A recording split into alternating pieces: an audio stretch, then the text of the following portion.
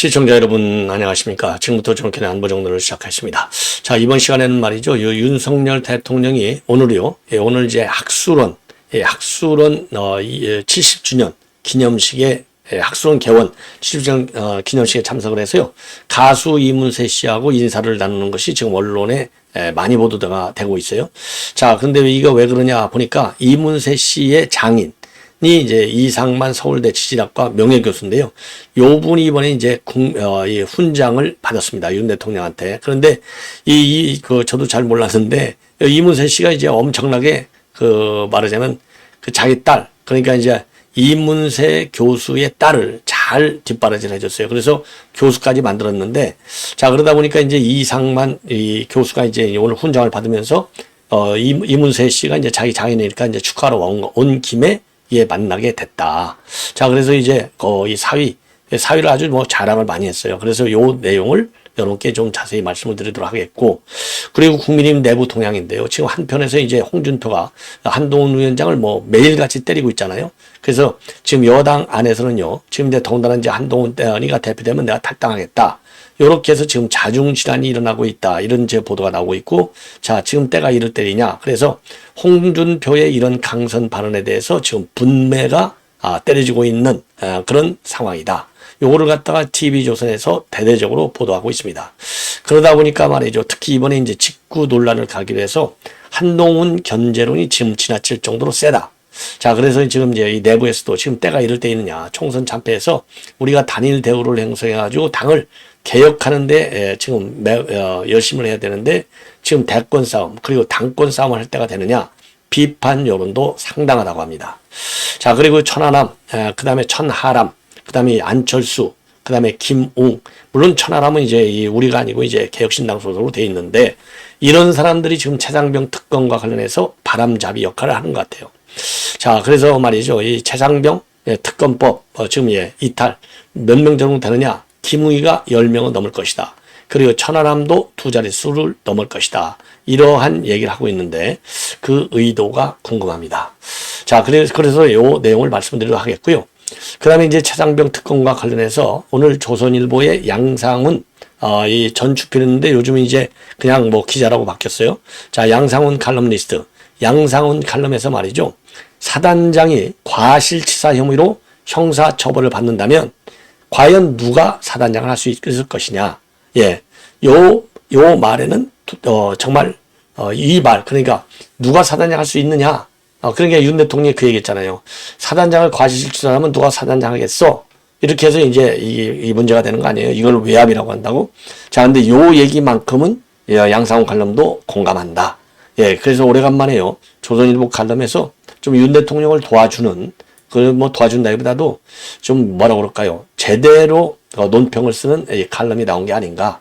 이런 생각이 드네요. 예, 그래서 이러한 내용을 참고로 쭉 설명을 해 드리도록 하겠는데요. 자, 우선 오늘 핵수원 행사와 관련해서 지금 언론에 회자되는 게 아무래도 이제 이문세 씨 유명하잖아요. 가수로서. 자, 그러다 보니까 이제 장인도 언론에 회자가 되고 있습니다. 자, 그러면 이문세 이 장인이 누구냐? 바로 이상만 서울대 명예교수가 되겠습니다. 그래서 오늘요, 이 이상만 교수, 이게 이제 이문세고, 그 다음에 이상만 교수가 이제 이 몸이 이제 거동이 불편해서 이제 휠체어를 타고 나왔어요. 자, 그래서 윤 대통령이 이제 허리를 숙여서 직접 인사하고 이제 안내를 하고 있는데요. 요 장인이 이제 훈장을 받다 보니까 사위가 언론에 이제 많이 대서특필되고 있는 거예요. 그러지 않아도 이 가수 이문세 하면 엄청 유명한 사람이죠. 예, 저도 이문세 노래를 굉장히 좋아하는 사람인데, 자, 그래서 이게 조선일보 제목을 보면요. 학술원 간 윤, 가수 이문세 부부와 깜짝 만남. 무슨 일이냐. 이렇게 이제 보도가 되고 있는데, 문제는요. 오늘 그러니까 이제 이 무궁화 훈장, 어마어마한 최고의 국민 훈장을 받았어요. 이 국민 훈장, 최고의 훈장을 받은 분이 이상만 서울대 명예교수 98세. 이 암석학 전문 교수라고 합니다. 그 다음에 이미석 87세 사회학, 그 다음에 고 장석진 회원 언어학자의 배우자, 그 다음에 고 김상주 회원 자연응용 학자의 장남에게 무궁화 훈장을 친수했습니다. 자, 그런데 말이죠. 오늘 이상만 이 훈장을 받은 이 명예교수는요, 이문세 씨의 장인인데, 윤 대통령이 아까 말씀드린 대로 직접 훈장을 고개를 숙여서 이제 수여해주고, 이제 같이 이제 대담을 나눴죠. 그런데 이문세 씨가 이제 과거 언론에서 뭐라고 했냐면, 그러니까 딸이 박사일 때까지 결혼 절대 안 돼. 이렇게 버텼던 부모님을 설득해서 결혼하게 됐고, 그리고 자기 부인이 박사일 때까지 뒷발이 됐다. 이런 언론 보도가 나온 적이 있어요. 자, 그래서 이 언론 보도하고는 이제 관련된 내용인데, 오늘 이 장인 이 교수가요, 이문세 씨에 대해서는 사위가 대통령이라 해도 문세한테는 안 된다. 그 마음씨가 곱고 진실하기가 짝이 없다. 그리고 내 딸을 박사까지 공부시키고 교수까지 만들었는데 지금은 문세 같은 사위는 구하려고 해도 구할 수 없다. 이런 얘기를 해서 지금 그래서 이제 이문세 씨하고 이제 깜짝 만나서 아주 이제 아주 담소를 즐겼다. 이런 보도가 되겠죠. 그리고 참고적으로 말이죠. 오늘 윤 대통령 특이한 사항 중에 하나는요. 이 학술원 내 인문사회 6분과실이 있는데 여기에서 이장무 학술원 회장하고 환담을 했다고 하는데요. 이 인문사회 6분과실 오늘 대통령이 앉은 자리, 오늘 들어간 이 6분과실에서는요. 윤 대통령의 이 부친인 윤기중 교수가 생전에 이 학술원 회원의 활동을 했잖아요. 그 학술원 활동을 회원 활동을 하던 공간이었다고 합니다. 자, 그래서 이현재 총리 이 얘기가 이제 윤 대통령이 앉은 자리가 바로 선친이 회의할 때 늘 앉았던 자리였다. 그러면서 선친께서 살아계시다면 오늘 훈장을 받으실 차례다. 이런 얘기를 했고, 또 윤 대통령 여기에 대해서 아버지하고 함께 활동했던 분들을 갖다가 오늘 뵈니까 정말 감사하다. 그러면서 건강하게 거동하시니 얼마나 다행인지 모르겠다. 이런 얘기를 했다고 합니다. 자, 여러분들 말이죠. 대한민국 학술은 아주 유명하죠. 뭐, 최고의 권위죠. 이 학술연구기관으로서 54년도에 개원해서 오늘이 70주년. 그래서 여기는요, 최소한도 이 연구 경력이 20년 이상인 이 석학들로 구성되어 있습니다. 그리고 학술원 개원 기념 행사는 94년부터 10년마다 개최되고 있고 2014년도 5월에 열렸던 60주년 기념식에는 박근혜 전 대통령이 참석을 했고 이번 70주년 기념식에는 이제 윤 대통령이 참석을 한 매우 의미 있는 행사다. 이렇게 판단이 됩니다. 자, 이번에는요, 지금 모든 언론에서 나오고 있는 건데 최근에 말이죠, 이 한동훈 위원장의 존재감이야 뭐 이미 다 우리가 아는 건데 여기에 불을 불러서 더 커진, 그러니까 이제 추미애가 윤 대통령 만들듯이 지금 이 한동훈을 누가 만들고 있느냐, 당대표 후보로 자기 가장 유력한 후보로 누가 만들고 있느냐, 1등 공신은 제가 보기에는 홍준표인 것 같아요. 매일 때리잖아요. 막 때리는 거 좋아요. 표현의 자유니까. 그런데 때리는 격과 그 다음에 그 내용 컨텐츠 질이 아주 사악하다. 그래서 홍준표를 비판하는 거 아니에요? 그러다 보니까 말이죠. 이 TV조선에서도 홍준표 이런 강성 발언, 한동훈 대표가 만약에 당 대표가 돼? 그럼 난 탈당하겠어. 이런 발언이 지금 문매를 맞고 있다. 자, 그래서 예를 들어서 지금 이제 이철규도 그랬잖아요. 좀 말 좀 자제하라. 이런 얘기를 했고, 그리고 김종혁 조직부총장도 특정인을 공격하는 이런 거, 이거는 한동훈 위원장을 오히려 키워주는 것이다. 그래서, 지금 이제 비판이 이제 계속되고, 그야말로 이제 홍준표가 문매를 맞았다. 이렇게 보도했는데, 이러니까 이 홍준표가 뭐라고 그래요? 나는 탈당 안 해. 내가 30년을 지켜온 당이야. 내가, 말하자면 당을 지켜온 내가 뿌리야. 뿌리면 뿌리답게 점잖하게 나가야죠. 자, 그래서 이제 홍준표는 말이죠. 그래서 여권 안에서도요, 영감탱이다, 굉장히 졸렬하다, 이런 비난이 쇄도하고 있는데도 불구하고 계속해서 지금 이거를 즐기는 상황으로 가고 있다. 자, 그래서 이런 논쟁을 두려워하지 않는다. 누구라도 논쟁 가치가 있다고 판단되면 응해준다. 자, 그래서 이 한동훈 위원장을 애라고 하지. 우리를 지옥에 몰고 간 애. 또 애한테 급식을 바라는 새살림, 이런 비판을 하는 거예요. 자, 그러면서 진짜 초짜가 당대표 되면 나도 거취를 결정할지 모른다. 이렇게 한 거거든요. 자, 그래서 여기에 대해서 지금 비판이 쇄도하고 있는 거예요. 자, 그래서 이 홍준표는 대표 시대 지방선거에서 거의 괴멸적인 피해를 보았는데도 본인은 지방선거를 맡아 잡수신 영감탱이 소리를 듣겠냐. 지방선거를 말아 잡수신 영감탱이 소리를 들겠냐. 김재원. 그리고 후배한테 고춧가루나 뿌리는 것은 졸렬하고 좀 그렇다. 조혜진.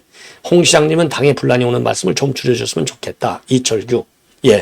자, 그럼에도 불구하고 홍준표는요, 많은 분이 상처 입을까 걱정된다. 이런 얘기를 하면서 무시하라고 하는데 반론을 펴지 않으면 기정사실로 돼버리는 경우가 대부분이기 때문에 가능하면 시시비비를 가리고 넘어간다. 정치는 반대가 없으면 정치가 아니기 때문이다. 아니 반대를 누가 반대합니까? 반대를 해라 이거예요. 근데 품위에 맞게 품격을 갖추라. 요 지점을 우리가 공격하는 겁니다. 너무 조폭스럽으니까. 그러면서 내가 제기하는 논쟁들은 대부분 팩트에 근거해서 주장하는 것이다. 장삼 이사처럼 뜬 소문을 근거로 말하지도 않고 그리고 어떤 정치인처럼 견강부회하지도 않는다. 나는 논쟁을 즐긴다. 논쟁을 두려워하면 정치화할 자격이 없다. 예. 그래서 앞으로도 계속 논쟁을 이어가겠다. 그러니까요, 홍준표의 그 기본 머리는 노이즈 마케팅도 본인의 정치적 주가를 올리는데 도움이 된다. 착각에 빠져 있는 것 같습니다. 자, 이러한 가운데 말이죠. 지금 일견에서는 지금 이 대권 주자들 또 당권 주자들 간의 격한 논쟁이 벌어지고 있다. 그래서 야권의 그러니까 여권의 이런 문제와 관련해서 정치권에서는 점입가경이다. 그래서 내부적으로는 지금 한숨들이 푹푹 나오고 있다. 그래서 그야말로 직구 논란과 관련해서는 오세훈, 유승민, 한동훈 이거 제대로 붙었잖아요. 그리고 홍준표는 뭐 기본적으로 항상 붙어 있는 사람이고 이러다 보니까 지금 국민의힘을 바라보는 이 국민적 시각이 상당히 안 좋다. 이런 보도가 잇따르고 있습니다. 그리고요, 이 최상병 특검과 관련해서 천하람 여당 의원에서 두 자리 숫자가 이탈할 것 같다. 그리고 최상병 특검이야말로 한동훈 위원장이 윤석열 대통령과 차별할 수 있는 매우 중요한 포인트다. 자, 그래서 말이죠. 지금 이제 그 천하람 같은 경우에는요, 한동훈 위원장을 말하자면 선동하고 있어요. 선동. 예. 자, 그래서 한동훈 위원장은 대권주자 꿈이 있는데 지금까지는 이제 윤석열 대통령이 황태자라고 하는 딱지를 붙이고 있는 거 아니냐. 그래갖고는 대선에 가망성이 있겠느냐. 없다. 그래서 차별화 포인트를 잡아야 되는데 최상병 특검이 가장 좋은 포인트다. 자, 그러면서요, 진짜 공정과 상식을 회복하겠다고 기치를 들면서 본인 중심으로 한 10명가량의 국민의힘 의원들을 세력화하는 것은 그렇게 어렵지 않을 것으로 본다.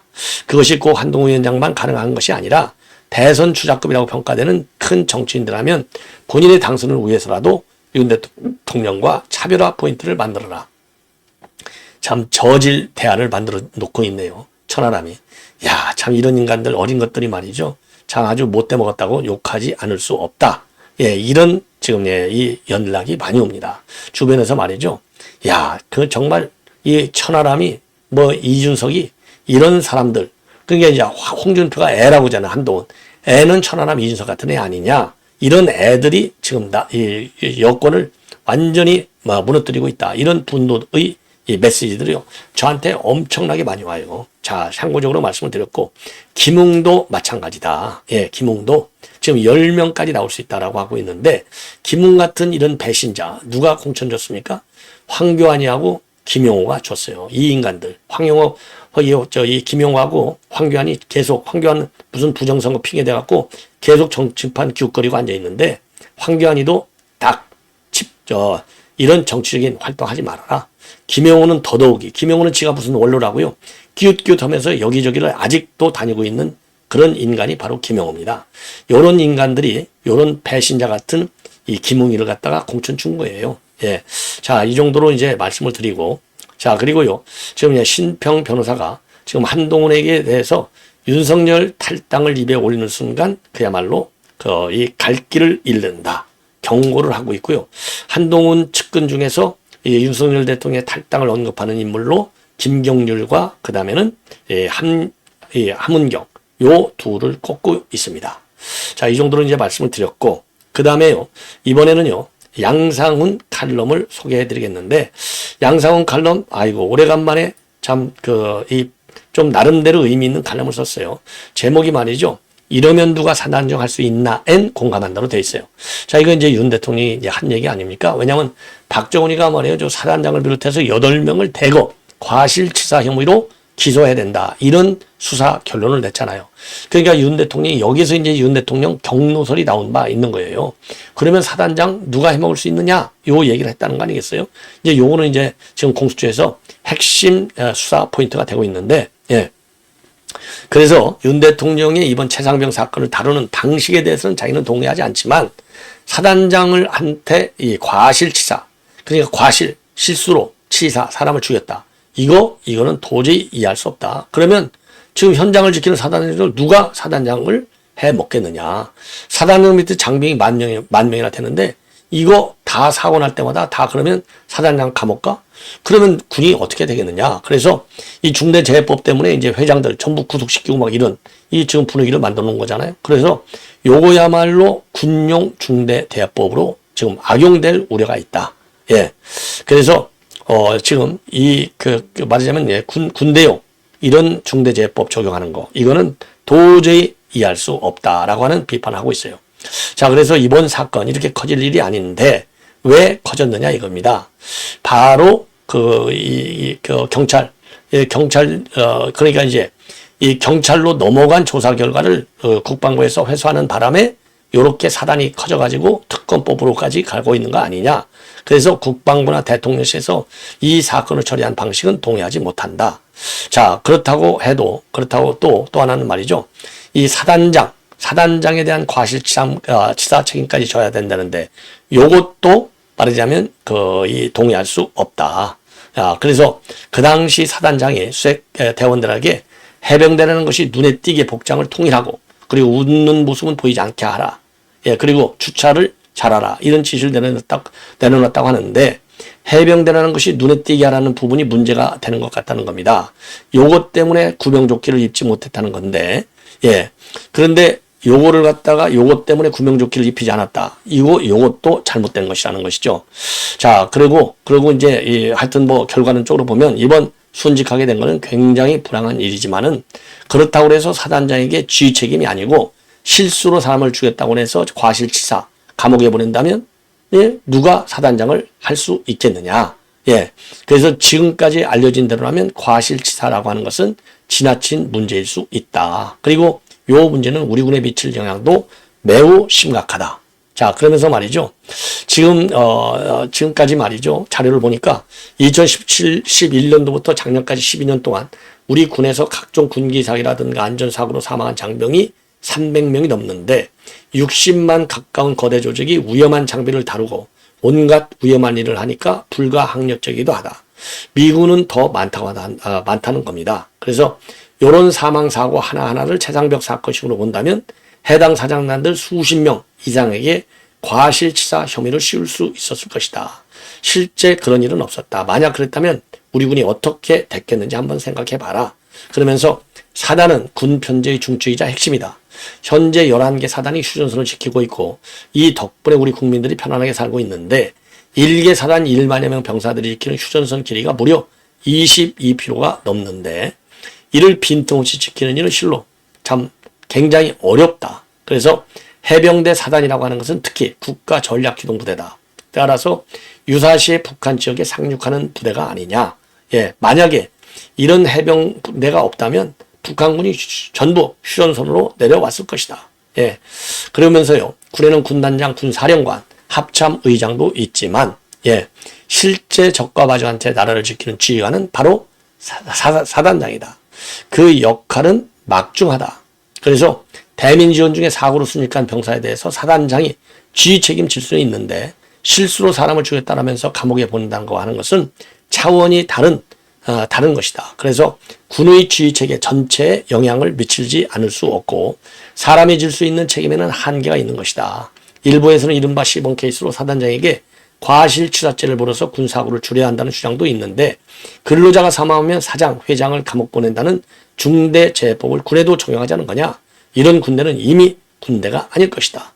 윤 대통령의 판단 결정에 동의할 수 없는 경우가 있다. 그런데 한간의 얘기들을 윤 대통령이 이러면 누가 사단장 할 수 있겠냐고 화를 냈다면 여기에는 공감한다. 최상병을 애도하며 이 일이 군 안전사고에 경종을 울리는 계기가 되기를 진심으로 바라고 동시에 도를 넘는 처벌로 군에 악영향을 미치는 일도 없었으면 좋겠다. 해병대를 사랑한 최상병도 바라지 않는 일일 것이다. 오래간만에 양성훈이가 칼럼 잘 쓴 것 같아요. 예. 자, 이것으로 본 방송은 마치겠습니다. 시청자 여러분들의 많은 시청 부탁드립니다. 대단히 고맙습니다.